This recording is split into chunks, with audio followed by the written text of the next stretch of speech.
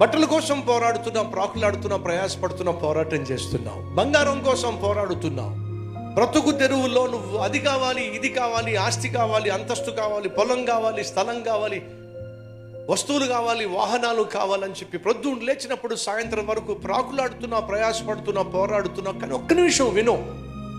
నువ్వు చచ్చిపోయినప్పుడు దేనికోసం ప్రాకులాడావో, దేనికోసం ప్రయాసపడ్డావో, దేనికోసం పరుగులు తీసావో, దేనికోసం పొరపాట్లు చేసావో, దేనికోసం పోరాటం చేసావో, పాపిష్టి పనులు చేసావో, దాన్ని నీతో పాటు పట్టుకెళ్ళగలవా? ఒక్కసారి ఆలోచించు. ఈరోజు ఆత్మీయతను పక్కన పెట్టేసి, పరిశుద్ధతను పక్కన పెట్టేసి, సాక్ష్యాన్ని పక్కన పెట్టేసి, దేవునికి ఇచ్చినటువంటి బాధ్యతలను పక్కన పెట్టేసి, పరలోకానికి వెళ్ళవలసిన నువ్వు ఆ వాస్తవాన్ని పక్కన పెట్టేసి తప్పుడు పనులు చేస్తూ, తప్పుడు మార్గంలో సంపాదిస్తూ, ఆస్తిపాస్తులు కూర్చుకుంటూ, బ్యాంక్ బ్యాలెన్స్లు పెంచుకుంటూ గుట్టుక్కుమంటే నీ బ్యాంకులో ఉన్న బ్యాలెన్స్ నీతో వస్తుందా? ఆస్తిపాస్తుల కోసం, సిరి సంపదల కోసం, స్థలాలు పొలాలు కోసం నువ్వు దేనికోసమైతే ప్రాకులాడావో, ప్రయాసపడ్డావో అది నీతో వస్తుందా? రాదు.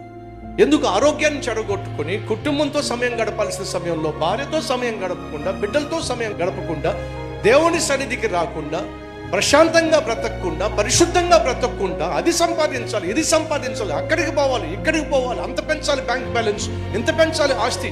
ఎవరితో పోటీ పడుతున్నావు? దేనికోసం ప్రయాసపడుతున్నావు? ఒక్కసారి ఆలోచించు. నువ్వు చచ్చిపోయే రోజు వచ్చినప్పుడు ఏడుస్తావు.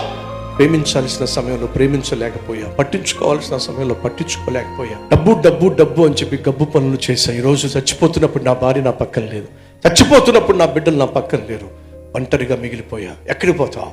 ఆ రోజు నీకు రాకుండా ఉండాలంటే ఈ రోజు నేర్చుకో.